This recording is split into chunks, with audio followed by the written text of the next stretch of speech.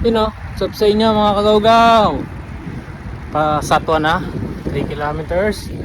Ganda, nakabalik bike ulit. Baka first and last sa Dubai. Bike tayo guys mga kagawgaw.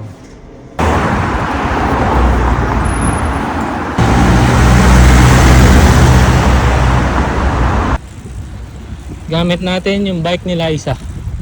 Ano, lagi namin dinadaanan to. Tapos 3 years ago hindi pa gawa yung building na yan, no?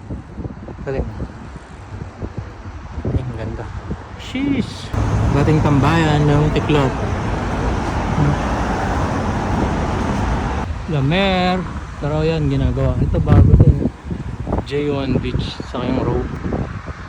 Yan o, Mercato Mall. Pag-work na tayo dito dati. Yan o, sa likod naman yung Burj Khalifa. Yan mga kagawgaw. Hanggang Burj sana, Burj Al Arab. Kaso lamig.